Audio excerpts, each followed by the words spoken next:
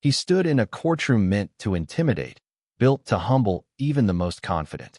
The walls were tall, lined with polished wood and echoes of old judgments. Every eye in the room avoided his. Some looked past him. Others looked through him. A few didn't look at all. He was just a teenager, young, black, alone, and everyone seemed to have already decided what that meant. Except him. His public defender hadn't shown. No notice. No explanation. Just an empty seat beside him as the bailiff called the case. Whispers stirred across the courtroom benches. The judge glanced at the paperwork, raised an eyebrow, and sighed audibly. A lawyer was supposed to speak for him, fight for him, protect his rights. But there was no one. He could have waited. He could have asked for a delay. He could have kept his mouth shut. That's what the system expected. That's what most people in that situation are told to do. Wait. Be patient. Let the system run its course. But this young man had already seen what the system did to boys who waited. He'd already learned what happened to those who stayed silent. So he stood. No one told him to. No one expected it. But something in his chest told him it was time. Not just to speak, but to own the space. To claim what was his. His voice. His story. His truth. The judge looked surprised. Then confused. Then almost annoyed. You're not represented, he reminded the teen. You don't have counsel. The teen nodded. Then you should remain silent, the judge warned. But he didn't. He cleared his throat. Not for drama, but because he needed his voice to hold steady. Because there was so much weight on it. Because he knew the room wasn't going to help him carry it. He began not with excuses or emotion, but with facts. Dates. Names. Details. He spoke clearly, directly, as if he'd been preparing for this his entire life. In many ways, he had. He recounted the night in question, not just what happened, but why. He explained where he was, what he saw, and what made him act. He spoke about the cop, the one now sitting stiffly a few rows back in a pressed uniform, hands folded, eyes down. The same cop he had pulled out of danger. The same man who had once looked him in the eyes and called him a hero. Now he sat quietly, as if remembering that moment would cost him something. The courtroom was still. No phones buzzed. No papers shuffled. Even the air seemed to listen. The teen's voice didn't tremble. He spoke without notes, without help. He wasn't just telling a story. He was building a case. He quoted policies, recalled exact words, reconstructed scenes with precision. His confidence didn't come from arrogance. It came from survival. It came from knowing no one else was going to defend him. So he had to be ready to defend himself. People in the gallery shifted uncomfortably. They hadn't come expecting to feel this. They hadn't imagined they'd be witnessing someone so young command a courtroom like this.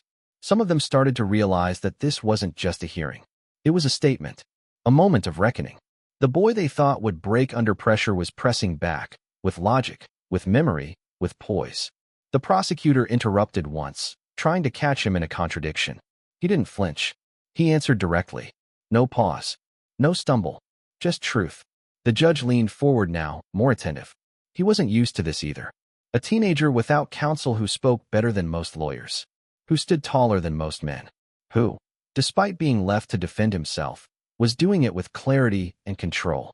And underneath all of it, beneath the calm tone and crisp sentences, was a quiet fury. Not the kind that lashes out.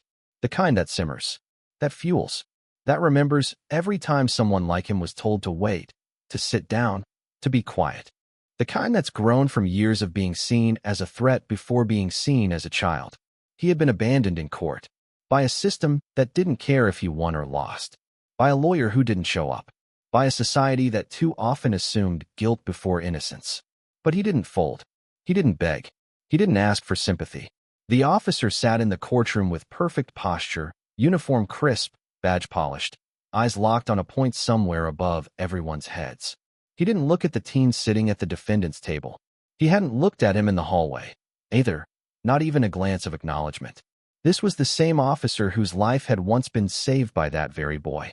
And now, when it mattered most, when the teenager needed someone to stand up for him, to say one honest sentence, he remained silent. The courtroom was full. Attorneys, clerks, observers, some bored, some curious, some already sure of what the outcome should be. Most of them didn't know the full story. They saw a black teen in court and thought they knew everything. But they didn't know what had happened that night. They didn't know how close that officer had come to death. They didn't know that if the teen hadn't acted, there might have been a funeral instead of a trial. And now, when just one man's voice could shift the entire direction of the case, that man sat quiet. The teen didn't expect applause. He didn't want attention, but he did hope, somewhere deep down, that the officer he had pulled out of harm's way would do the right thing. Maybe it was naive. Maybe it was stubborn hope. But he waited, watched, hoped, and still, the man said nothing. It was more than silence. It was erasure, as if the life-saving moment never happened.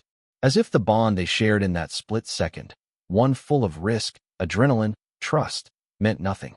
Maybe to the officer it had just been survival. Maybe he didn't want to complicate things. Maybe he didn't want to be seen siding with the wrong person. The court doesn't care about past favors, after all. But for the teen, it wasn't about gratitude.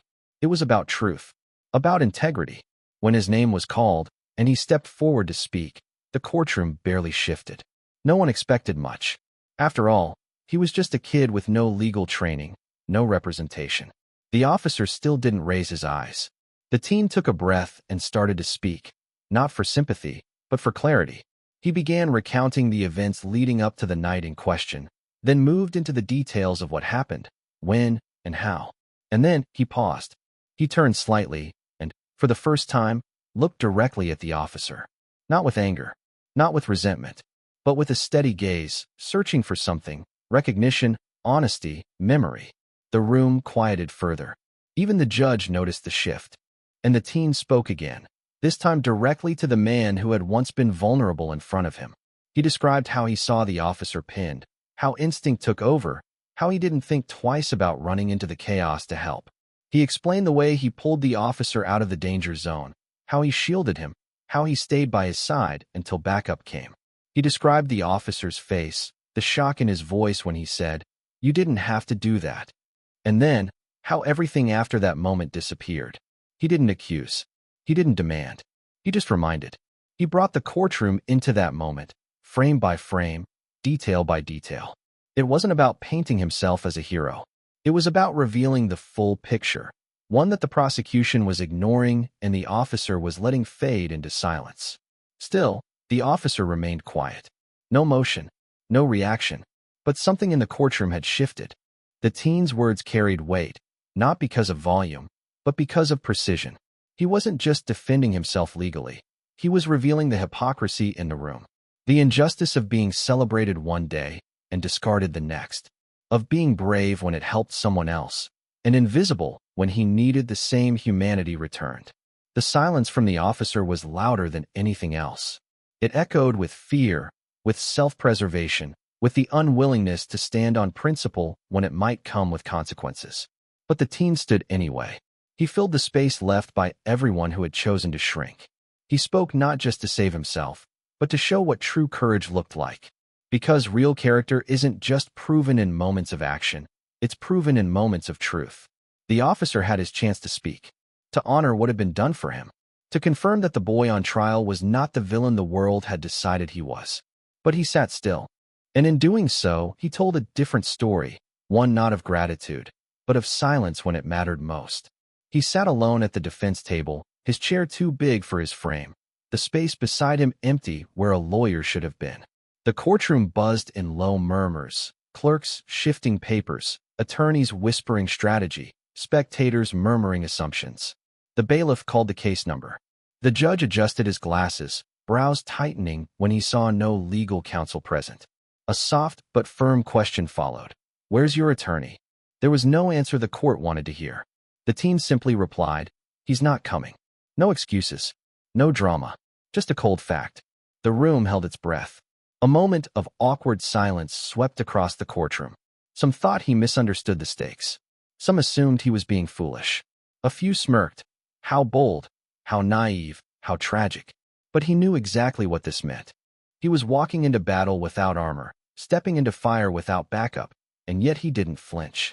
No lawyer, no fear, only truth. The judge leaned forward, tone cautious now, warning him of his rights, advising him to reconsider. He offered a continuance. The teen shook his head. "I'll represent myself," he said. Whispers rose again. A boy with no legal training, barely old enough to vote, facing charges that could follow him for life. and he was going to speak on his own behalf. It sounded absurd to those watching, but for him, it was the only option. He had learned early that waiting on others meant being forgotten.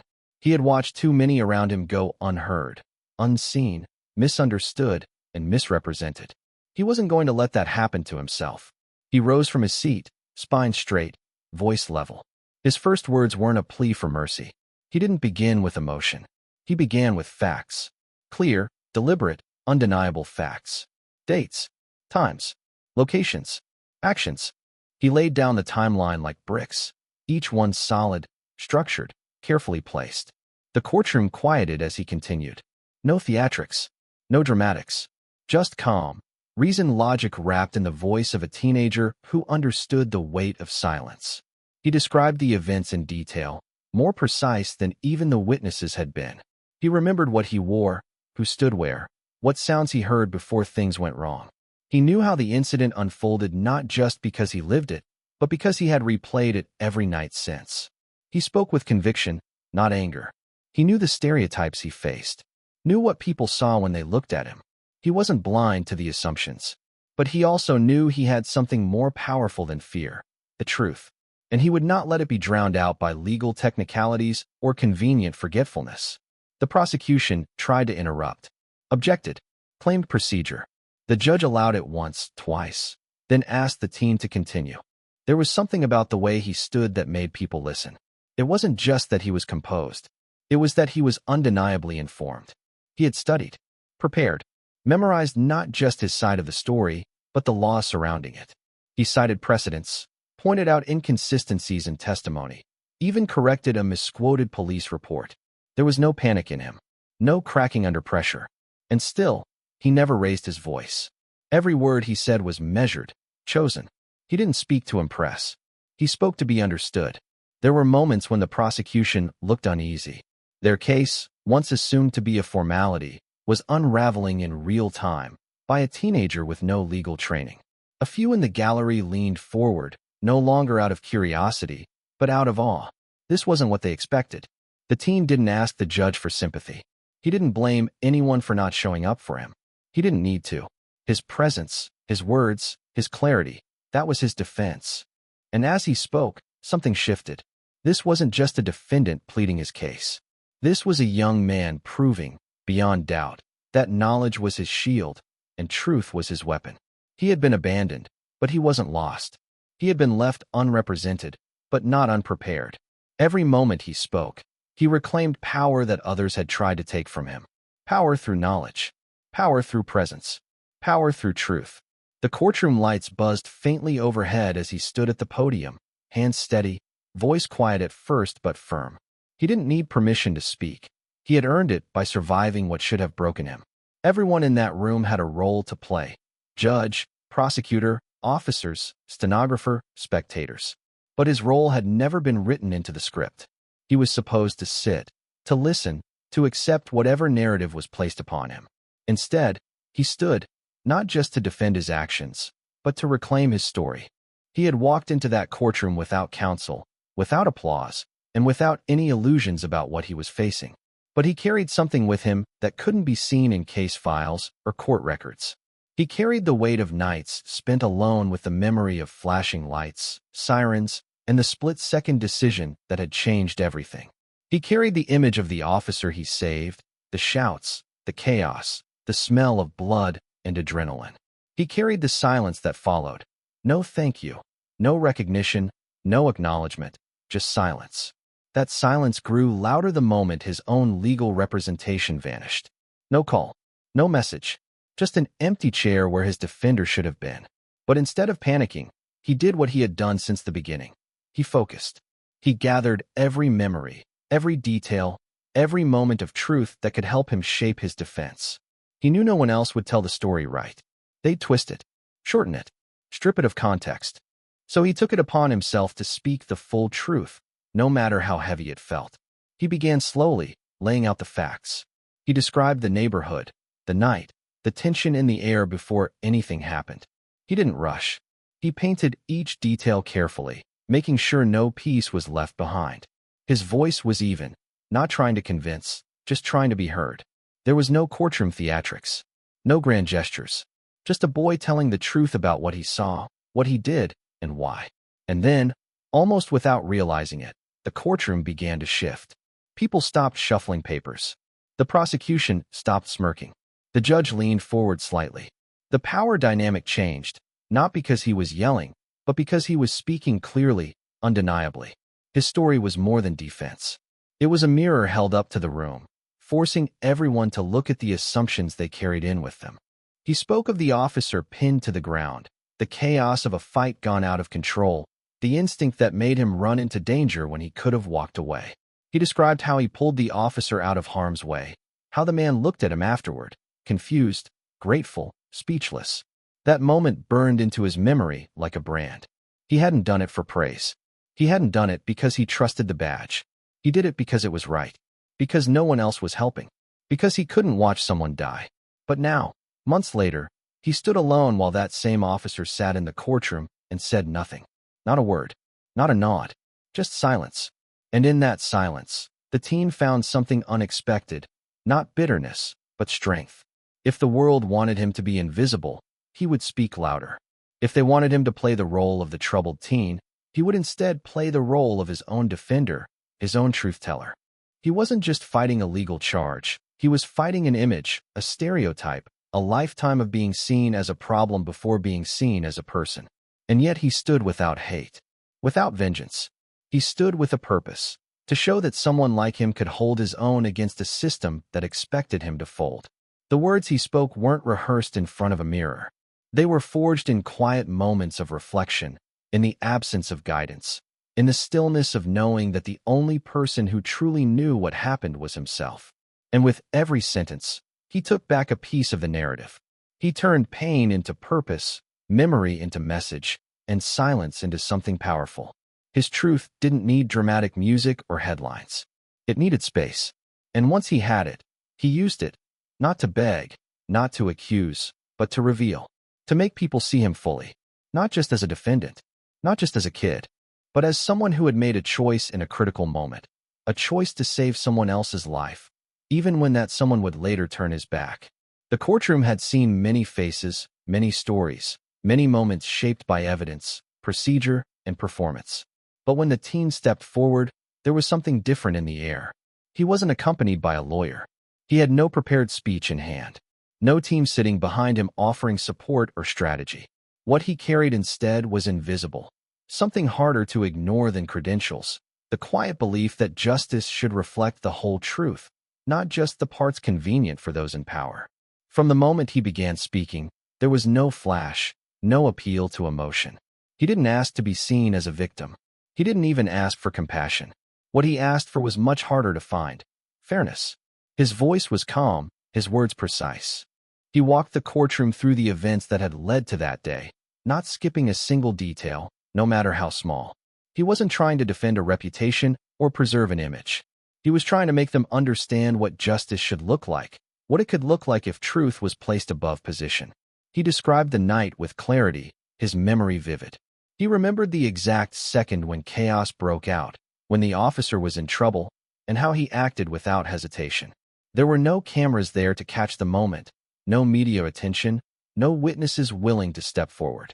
But he didn't need applause or recognition.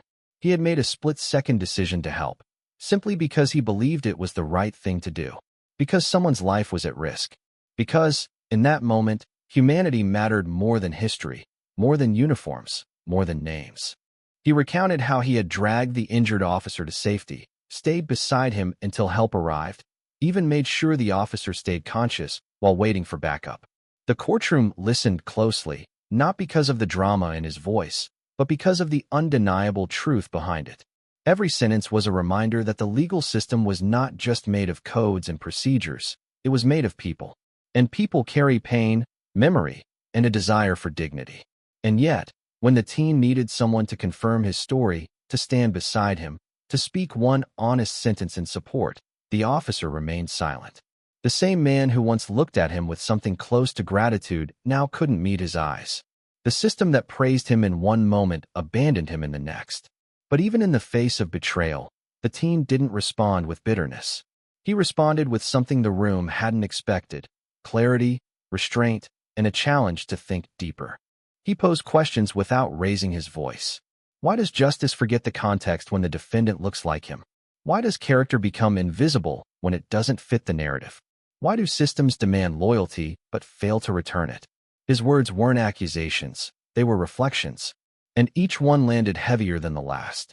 People in the gallery who had come expecting a simple trial now found themselves leaning in. The prosecutors glanced at each other, quietly reevaluating the case. Even the judge, who had started the day with routine impatience, now listened with a focused stillness. Because this wasn't just a defense, it was an invitation to witness what justice should feel like when it's real. He talked about the decisions that define people, not the ones made under pressure by institutions, but the ones made in a moment of fear when no one is watching. He had made his decision that night to protect a stranger, a man in uniform, even when he had every reason to walk away. And now, the system was making its decision, whether to recognize that act or to ignore it for the sake of procedure. In that moment, the courtroom wasn't just a legal space, it became a moral one. The teen's presence, his story, his voice, stripped away the formalities and revealed something raw. The truth wasn't polished. It wasn't packaged, but it was present. It stood there, in plain sight, and asked the room to consider what justice means when it's not dressed in titles or status, but in choices. He didn't use the moment to plead. He used it to challenge, to ask whether justice would remain something delivered from a distance, or if it could be something shaped by honesty, empathy, and courage. He walked into the courtroom knowing he wasn't supposed to matter. Not to the prosecutors, not to the judge, not to the system built to process cases like his quickly, quietly, and without complication. He knew how they saw him: young, black, poor, unrepresented. The kind of defendant who didn't get second chances, who didn't get long looks, who rarely got to speak without interruption. But he had made peace with that before he stepped through the door. He wasn't looking for permission to exist. He was ready to stand, even if the weight of the entire room leaned against him. The silence in the room when he began to speak wasn't out of respect. It was out of disbelief. There was no lawyer beside him, no adult shielding him, no polished advocate stepping in to handle the burden. He stood up on his own, calm and composed, and he spoke with a voice that didn't ask to be heard. It insisted, not with force, but with certainty. He didn't need volume to command attention. His words, his presence, his truth, those did enough. He wasn't polished in the way courtrooms usually reward. He didn't quote cases with perfect citations, but he remembered everything that mattered. He remembered the details of that night with precision: where the officer had fallen, what direction the threat had come from, the split-second choice to run toward danger when others froze. He remembered the expression on the officer's face after he pulled him to safety: shock, relief, gratitude. For a brief moment, they had been two human beings, not cop and teen, not law and suspect, just two people, one saving the other. But that moment didn't follow them into the courtroom. The officer now sat silent, his hands folded, his eyes fixed on nothing. He didn't acknowledge the boy who had risked his life for him. He didn't stand up when it mattered most. But the team did. That was the difference. He stood, not because he was trained to, not because someone told him how, but because he had something inside him the room wasn't ready for: loyalty that didn't disappear when things got uncomfortable. He could have chosen anger. He had every reason to. He could have lashed out, called out every hypocrisy, pointed fingers at every adult who had failed him along the way. But he didn't. He chose to be steady, focused, powerful in his restraint. Not because he was afraid, but because he understood the moment was bigger than emotion. This was about showing what strength looks like when you're underestimated. About showing that loyalty, when it's real, doesn't need applause. It shows up even when no one else does. He stood in a room where his silence would have been easier, safer, expected. But instead, he used his voice as a mirror. He held it up to the system, to the officers, to the people who had written him off, and made them look, really look, at his choices, at their silence, at what justice had started to become in rooms like these. And somehow, in doing that, he became the one who held the most power in the room. Not the judge with the gavel, not the prosecutor with the file, but the teen with nothing to lose and everything to prove. Because there's a kind of power that doesn't come from position, it comes from presence, from truth, from standing in a place where you're not expected to rise, and doing it anyway. His loyalty wasn't performative. It wasn't transactional. He had saved a man's life when he didn't have to, when no one would have blamed him if he hadn't. And even when that same man refused to speak up in return, he didn't let that define him. He didn't stoop to that silence. He rose above it. And as he spoke, the room changed. Not because people clapped, not because anyone admitted they were wrong, but because the energy shifted. The assumptions cracked. The narrative trembled. He wasn't just a teen on trial anymore. He was a reminder of what it means to stand on principle, to choose character over comfort, to embody a kind of loyalty that makes the powerful uncomfortable. They expected fear. He brought conviction. They expected excuses. He brought facts. They expected a boy broken by the system. Instead, they met someone who had already learned how to carry the weight of injustice and still walk forward without folding.